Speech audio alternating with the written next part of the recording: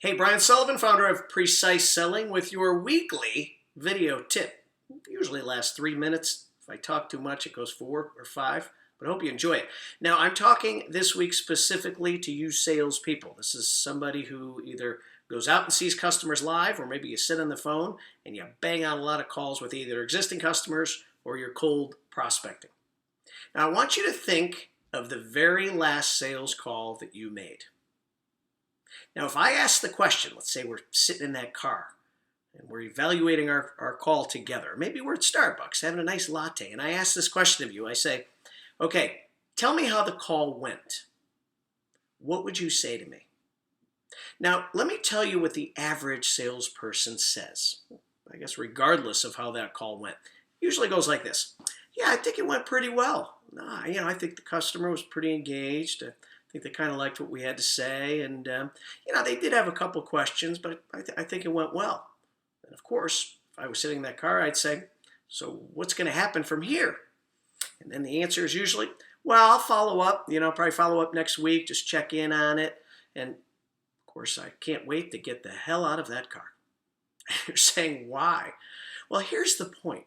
So much is learned in every sales call, yet so little time is spent specifically evaluating all the things that happened in a sales call, which is why it is so important that you have a sales process.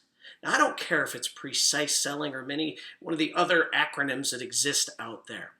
But if your company has a process, a sales process, they have it for a reason. Because they know that by having a process, it will make that post-call evaluation way better. And what do I mean? Now, let's assume you used precise selling as your process. Rather than me just saying, how'd it go? And you saying, well, I think it went pretty good, you think it went good, or it's just a bunch of fluffy garbage. Instead, wouldn't we get more out of going back to a process and saying, okay, let's start right at the top. How was our preparation? Did we have a specific call objective where they actually had to do something? All right off the bat, how was our intro? All right, did we jump in too early making a bunch of statements, or did we kind of set the tone and bring the walls down, thank them for having us?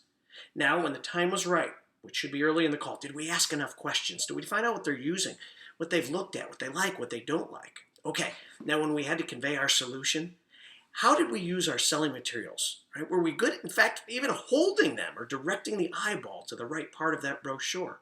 The objections, did we help them overcome them? Did we ask a question? See, there's so much more that can happen in a post-call evaluation. Former Secretary of Education John Gardner said, life is an error-making and an error-correcting process. Well, guess what? It's the same for a sales call.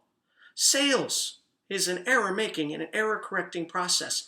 But if you make an error and don't take time after your call to really think and be hard on yourself, be harder than what even your own manager would be, and then you document what you did well and where you need to improve.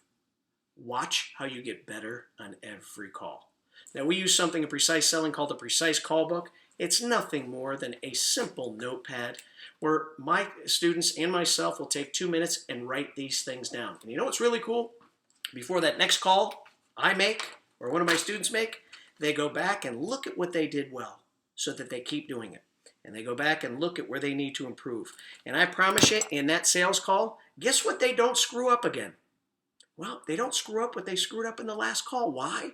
Because they took time to evaluate. So regardless of what sales process you're using, make sure to do your, what I call a post-mortem.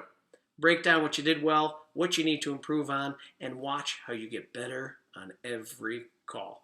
So that's this week's Precise Selling tip. We'll see you next week with another, probably 5.5 minutes, even though I promised 3. We'll see you then.